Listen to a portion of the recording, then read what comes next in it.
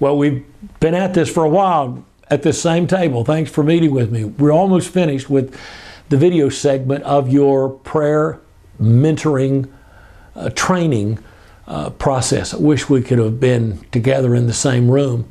Thanks for hanging in there. I just want to remind you of what we're really about here, because if you're getting weary now in the training process, it's going to get more exciting in keeping prayer leaders and people at the same table as they struggle over the little issues and get discouraged about the pushback from people who only want to pray over their narrow slice of pain. Let's remember why we're really here. S.D. Gordon said, prayer is partnership with God in planet-sized purposes. This is huge. What you're about to do could impact not only churches, an area, a city, a denomination, but the world. Real prayer, it turns out, is lethal to Satan's cause. So expect some pushback. Expect some issues. The problem, the Kneeling Christian, that great classic says, the secret of all failure is our failure in secret prayer. So we're not going to do this. None of us, you, me, the state prayer leader, the mentoring coordinator, without our own being involved in prayer. But this is encouraging. Jim Elliot, that martyr, reminded us the saint who advances on his knees never retreats. I needed to tell you that because we're about to talk about the things that can go wrong. Here's some of the mentoring misfires you need to look out for. Don't play the parent. You need at best to be a peer advocate. Now, there may be times when you have to take a more assertive role. And in fact, there may be times when the mentoring relationship may involve playing a bit of a parent, being a bit of a pastor to others, encouraging, calling everybody to shape up, get with the program. You're going to have to lead that team, but be careful here. You're on thin ice. It's only the structure that gives you temporary permission for your leadership. And that's only in the beginning and only for a brief season. After that, if you want to keep your team together, keep those churches at the same table, it's going to develop a new level of respect and trust from you. Each mentor, you, will have to accumulate what I call personal relational collateral. The most effective leadership style for mentors in this program will be that of a servant leader. Without that spirit in you as a leader, and without relational collateral that keeps everybody at the table and causes them to trust you and believe in you and allow you to lead that process, eventually, if you don't do this, if you become the drill sergeant, then they'll see you as intrusive. Do I look like I need your help? Did I ask for it? Who appointed you over me? You'll be seen as irrelevant. This has become your deal, not mine. You're doing this out of your need more than mine. I'm out of here. You'll be seen as inessential, and in the end, you need participants at the table who do not need to be there. They've digested the manual. They've adapted it. They're rolling. And it's precisely for that reason that you need them at the table to infect others. They need to buy into and support the whole effort. They may be, you may conclude, wow, they ought to be leading this, but no, you're the leader. But you need to let them co-lead the process. If you don't, people will see you as irritating. Without the investment of the heart, the leader's heart, and even that of the participants. The chemistry that makes for good relationships won't be right. Trust won't develop. And there won't be an emotional buy-in on the part of that group, won't be present. They'll see you as inadequate. Disappointments are going to happen. You may have someone get close to somebody else, to you, get hurt, get disappointed, get disillusioned. They may declare that the group is just inadequate for their own needs. And what you'll find almost always underneath that attitude is personal hurt. They got hurt in some process. Something happened to them at one of the meetings. If you don't have the Spirit, you'll be seen as interfering. And that can work both ways. The mentor has to be able to set limits. And the participants have to be able to set reasonable limits. It's possible that you can have a team or a team member that's high maintenance.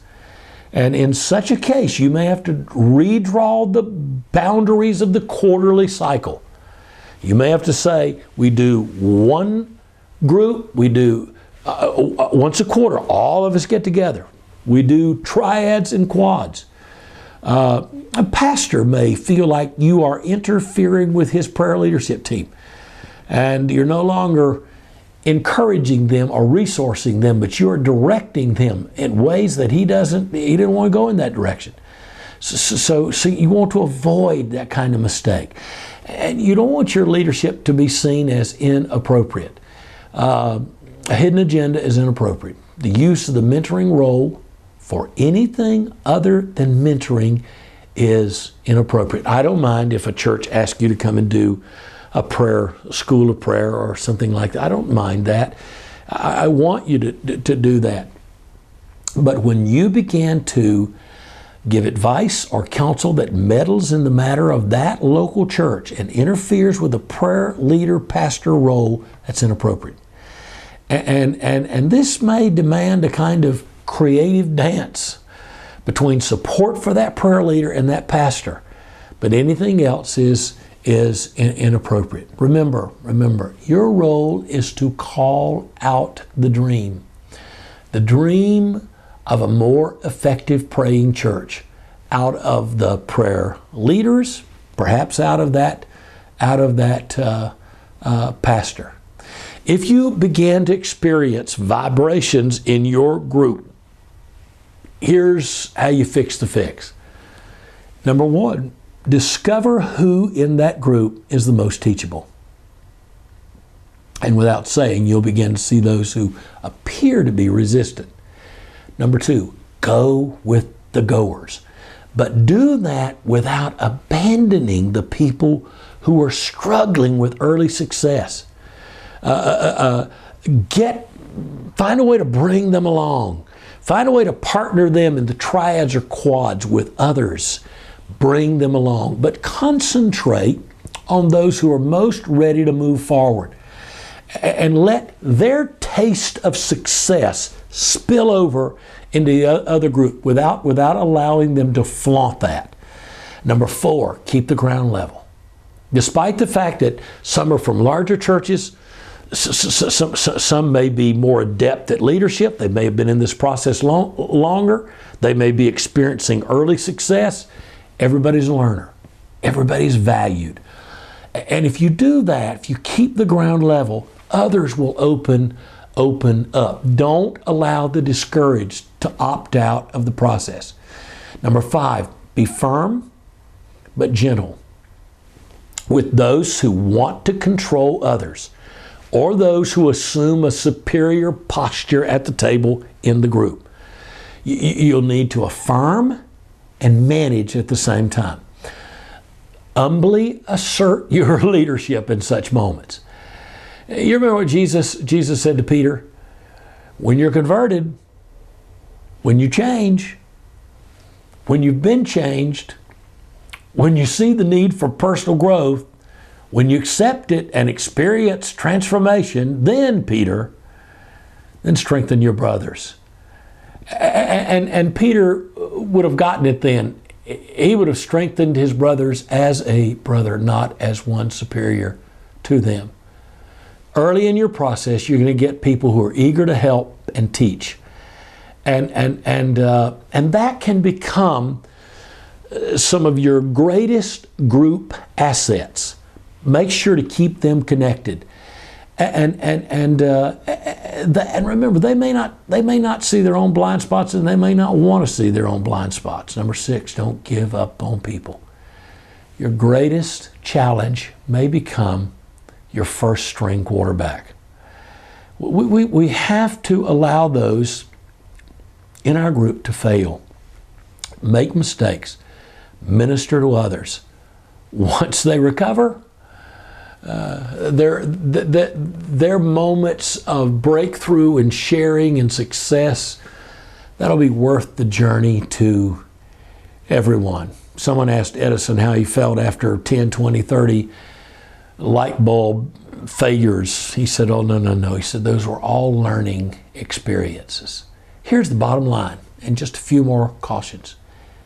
If you as the leader will stay humble, and you will work on developing a bond among your members, and you'll keep the ground level, everybody valued, everybody sharing, everybody learning, everybody gaining from the other, then this process of mentoring will work naturally. Because what we're doing, other than the curriculum and all this other stuff that we have, we're creating a context for learning. That's the most important thing that we're going to do. Here's a couple other things that you need to be aware of. Mentoring the opposite sex can be a challenge. Your heart may be pure. The connection on the other side may be equally pure, but subtle bonds can form without either of you knowing it. And suddenly, there's more than mere mentoring going on. Be watchful, not only for innocent but deadly connections between you as a leader and participants, but also between participants as well. Don't let your good be evil spoken of. This is not something I hope you'll have to watch for, but the connections between him and her, who always end up at the same table, the touching, the praying together. And occasionally, here's another problem you'll run into. You'll run into non-Christian values that'll make their way into the circle. Somebody with a prayer style or a prayer bent in this or that direction will want time. They'll insist that the entire group has to affirm their rightness about this particular matter and adopt this style. Peripheral prayer themes and practices that you elevate to a central, non-negotiable, exalted status will kill your process. And in those cases, you as the leader will have to draw the line to protect the whole group. You want to rehearse your expectations early. Unrealistic expectations will destroy the group, either yours or those of participants. I thought we were going to make sure that you secure a group understanding of your goals. And this may be more of a challenge with other churches who join the process after you've launched than it is later. You may want to think about an induction meeting for new churches coming into the process to get them on board. Remember the old expression, let go and let God? Well, here's what you got to remember. We help, and then we got to let go. No bird can fly until it has a chance to test its own wings. You got to let go. You got to trust God. You are ready to help, but the goal is not churches dependent upon you, but a healthy, divine dependence with peer interdependence. Here are the commandments of mentoring. You ready? Number 1. The quality of the relationship is critical to the outcome. Number 2, you got to have congruence with regard to purpose, vision, and mission, and the specific expectations have to be on the table early. Number 3, you have to delineate and determine the time investment, the meeting cycle. We talked about that earlier, the quarterly cycle, the time bounds, the amount of time that you can give to churches, and the amount of time those churches expect you to give as a mentor. I understand we're asking you to be a volunteer, and we appreciate that. Number 4, you have to understand the nature of accountability. In this case, it's related to the work of the ministry of prayer leadership, nothing else. So don't allow this process to broaden to something beyond that. You function as a peer leader to others in the group, and everybody is expected to contribute to the growth and the development of others. Number 5, set up your communication. You'll need to set up email loops, phone contact information, pastors, prayer leaders, prayer team leaders, who meets when, who meets where, establish the triads, quads in the first 3 to 6 months, certainly by the first year, or at least introduce the concept. Number 6, clarify. Clarify particularly confidential boundaries. Generally, issues and sensitive matters shared in group times will be common problems faced by everybody. I mean, this church will share an issue, and a church over here will say, yeah, we've got that. But encourage your participants to refrain from presenting the challenges they face in ways that impugn others at their church, either on the prayer team, on the pastoral staff, or key church leaders, elders, or otherwise. And if things are shared, just keep saying in your group, they're matters of prayer. And particularly this is true in the triads and quads, which would call for higher levels of confidentiality, and the context would allow for greater transparency. Everything should stay in the group. Number 7, remember the life cycle of the mentoring experience is not specific, not at this point. It can be ongoing, but we may in 24 months, 30, 36 months, reorganize, assess the whole experience. That's our goal around September 2012 or so, to launch, and then 3 to or so years out, we want to evaluate. Now, number 8, here's what you want to ask as well. How is evaluation in your group going to be done? We'll give you some grids, some markers for evaluation. But evaluation is ultimately up to that local congregation and that pastor. They're a part of the mentoring process, but they should all be voluntary and for the purpose of growth and the purpose of reflection. Hey, got another quote for you. Nothing can turn the nation back to God so surely and quickly as a church that prayed and prevailed. The world will never believe in a religion in which there is no supernatural power. A rationalized faith, a socialized church, and a moralized gospel may gain applause for some, but they will awaken no conviction, and they will win no converts. Don't forget what you're trying to do. Don't get lost in the details and forget what you're trying to do. Oh, Hallowsby said in prayer, the church receives the power to rule the world.